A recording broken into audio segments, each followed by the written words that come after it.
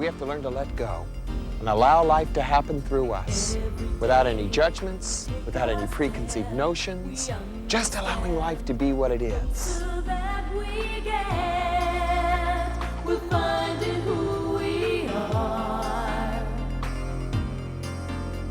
We choose between the left and right, the ups and downs, the darkness or the light.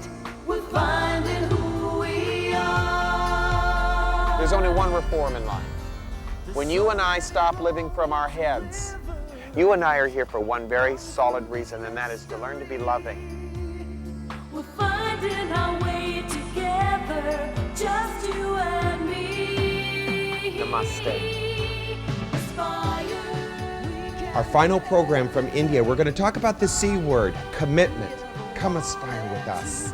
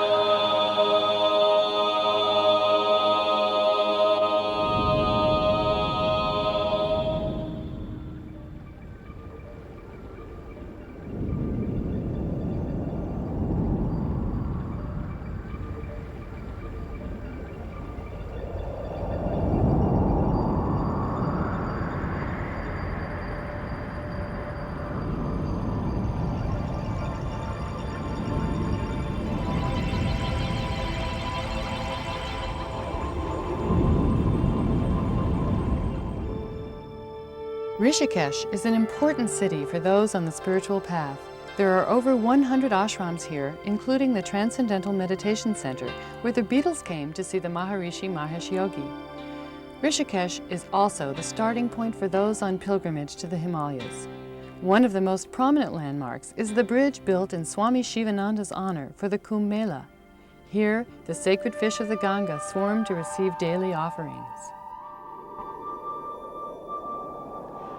We're in Rishikesh, India, to conclude our series on Aspire and the way in which I wanted to kind of bridge the East with the West, in a way in which I could kind of tie this all together and make sense for you. Because spirituality is not a nationality. It is a quality within a person, and it requires a personal commitment that we make, not to a deity, not even to God, but the commitment has to be there to oneself.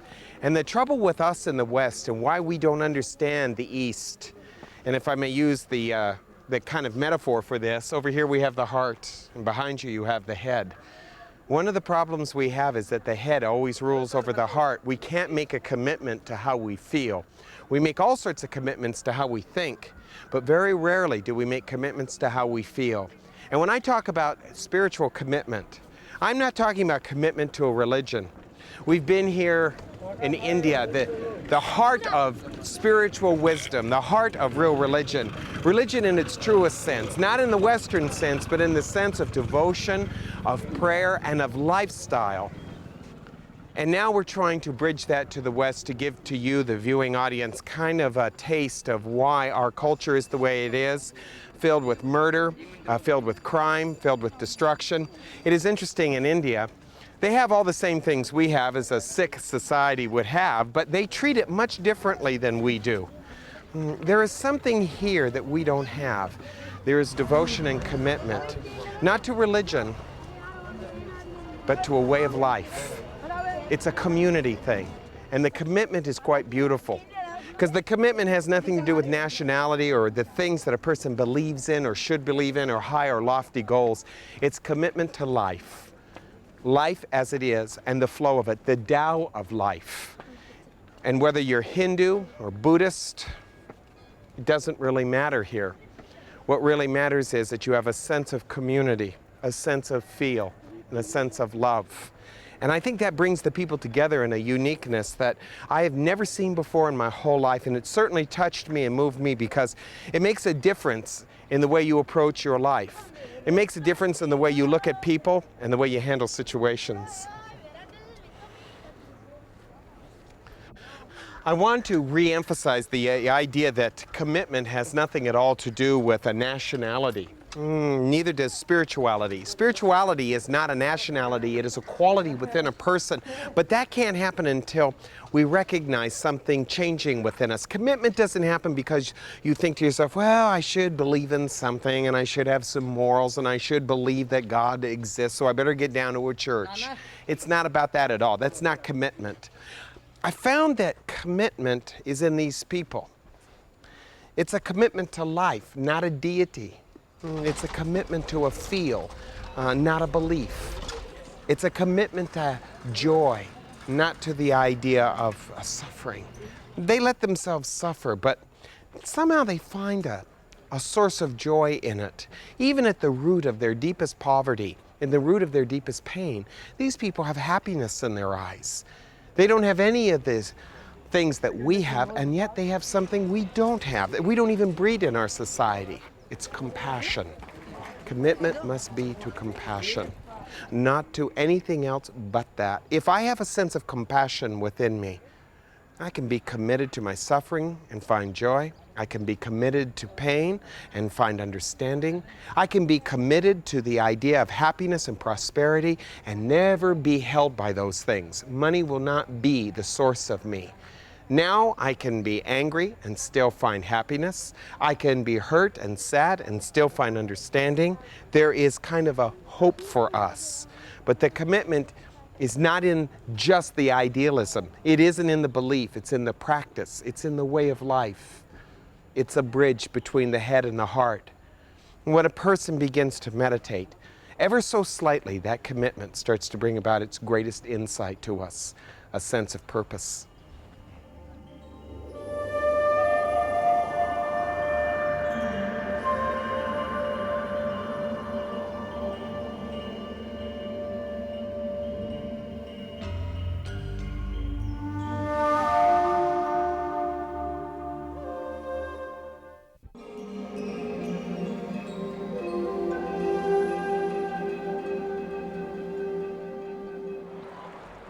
Once known as Gangadwara, or Gate of the Ganga, Hardwar sits at the mouth of the Shivalik Mountains, where the Ganga emerges and begins its long, slow journey to the Bay of Bengal. Devout Hindus believe that to bathe here once means salvation. Every evening at the main bathing ghat, devotees perform arati, the offering of prayers to the river.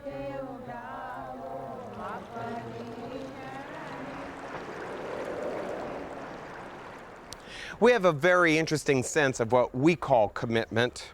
Commitment is anything to us that benefits us, gets us ahead, or gets us what it is that we think that we want. Then we're committed to it. But when something, well, commits us to some part of us that is uncomfortable, and the minute it gets uncomfortable for us, we're out of there. And that's the difference between spiritual commitment and desire. We're committed to desire in the West. It is a part of our culture. How we drive, what we own, what we have, how much we accumulate, what other people think of us. This is all what we are committed to.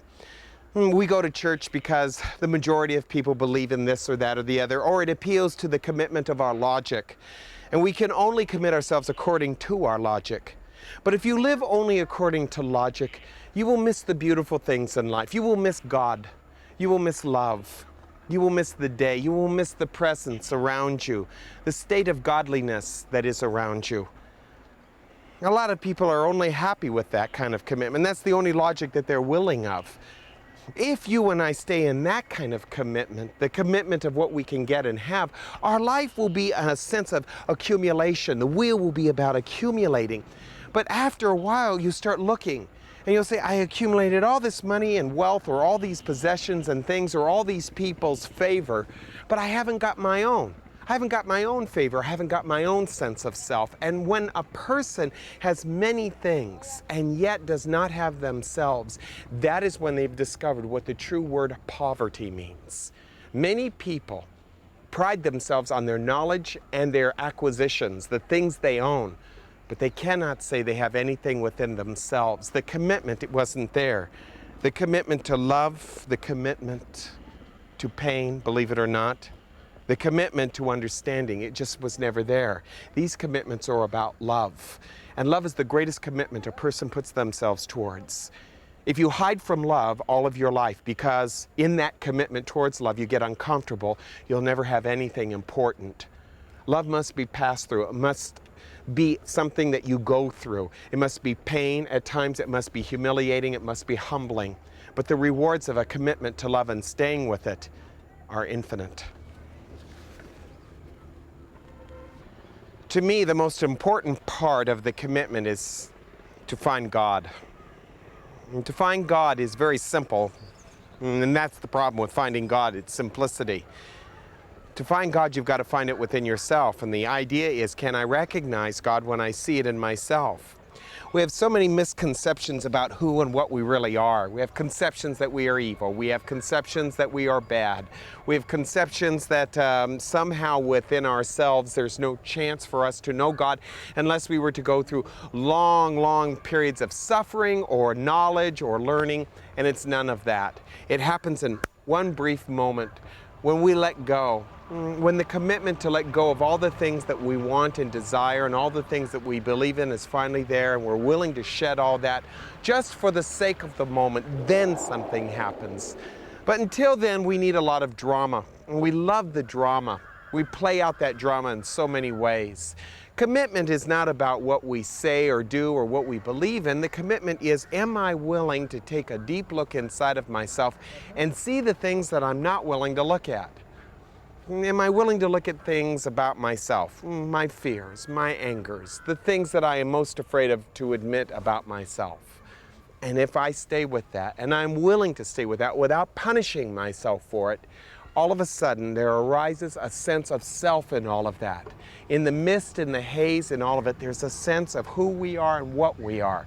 And that makes all the difference in the world, because now the commitment isn't to anything. The commitment was always about life. It was always about hearing the call and staying with it and being willing to recognize the things that we need to see and hear, most of all, the things we need to feel about ourselves for the very sake of life itself. That is very, very important. Namaste.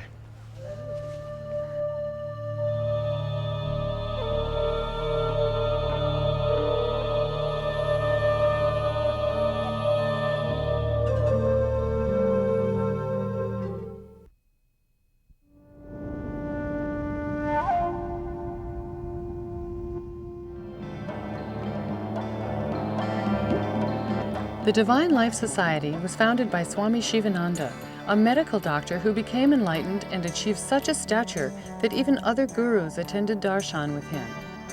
Today, lectures and classes are offered in a no-nonsense atmosphere of devotion.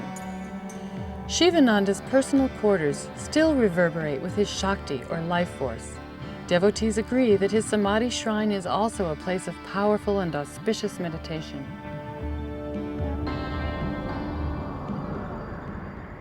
We have come here to Rishikesh to end this series because this is the point where the Himalayas pour into the Ganges. And this is the source of life. It's pure up here. We're up in the mountains, real high and deep in India. Let me give you a suggestion about the source of your life. If your life is kind of at a place where it's at a standstill, where you've done this and said that and been there and heard this and heard that, and you're almost, if you want to be honest, bored with your life, then maybe it's time to get acquainted with the source of your life, the pure source of your life. As we have come here to India to come back to the source maybe of spirituality in its purest sense with its people, coming back to ourself, coming back to who and what we really are is the purest sense of commitment. It's about looking at our life and saying, I don't need to improve my life. There isn't anything more that people could give me. I don't need a new mate. I don't need new friends. I don't need a new car. I don't need a new job. I don't need a new neighborhood. We don't need more children or less. But we start to look at ourselves and go, what I need is myself. The source of your life is yourself. It isn't anyone else. We'd like to blame it on government, we'd like to blame it on our husband, our wife, or our friends, but the real source of life is within you and me. And we are not even remotely connected or acquainted with the source of our life because we have been told most of our life that the periphery of our living is more important than the source of our living. That's why we're so out of touch with ourselves. It isn't by accident, it was by design, because we are afraid to look inside. There's all sorts of myths in the West that a person will be evil or angry if they look inside. In fact, in the West, the religion is repression. And because of that repression, we don't allow ourselves to see what's going on inside of us, the source, which causes the experiences we have. We blindly just try to change experiences and ignore the source.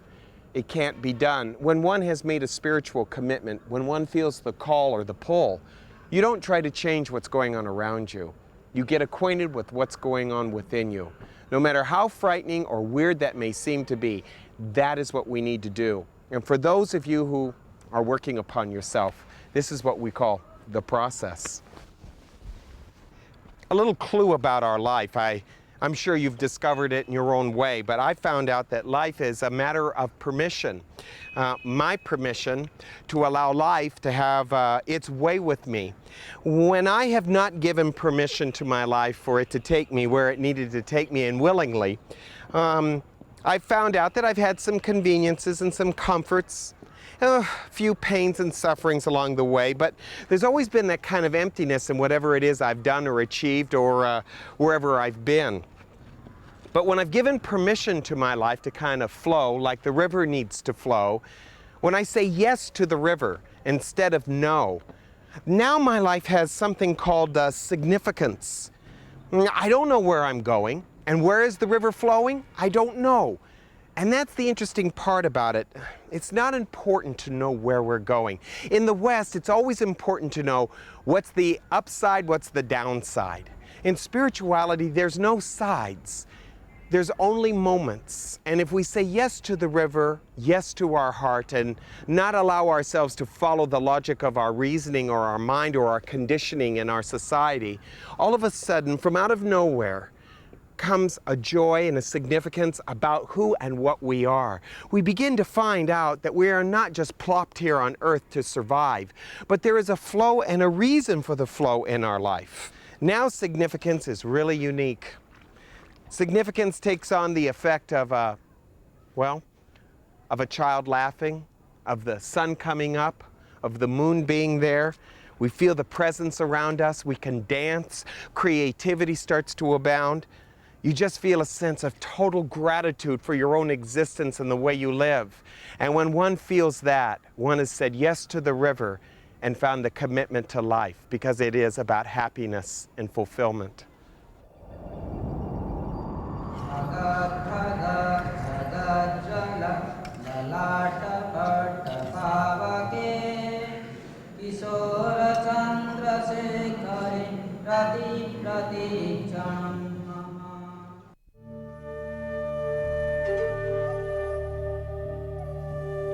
It's been said that India is the land of mystery, the land of intrigue. It certainly is.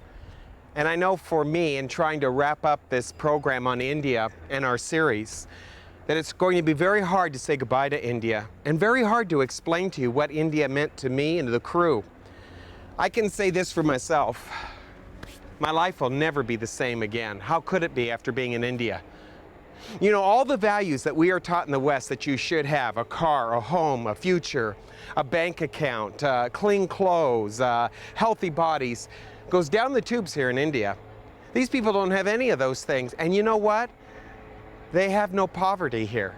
They're very happy. In the children's eyes, in the parents' eyes, in life and in death here, there's a joy that we don't have in the West. It has certainly torn apart my whole idea that to have something means you'll be happy. These people have something inside of them that is beyond the happiness we know.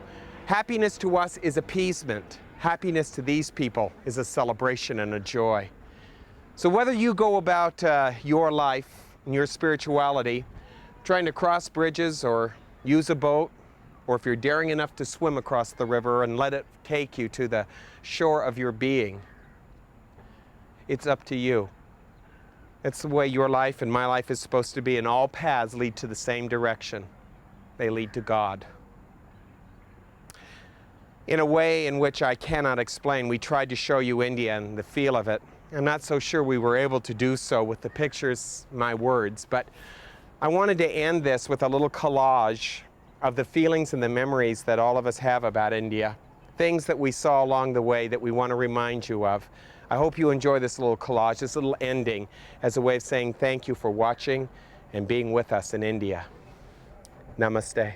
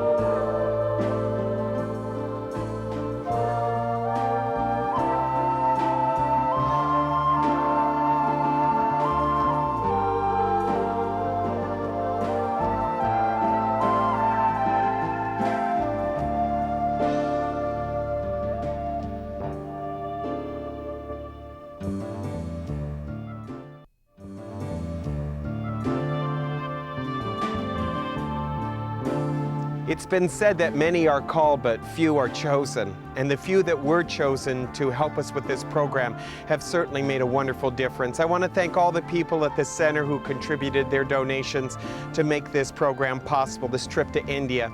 And I want to thank Violet from the bottom of my heart for everything that she has done to make India possible. Namaste.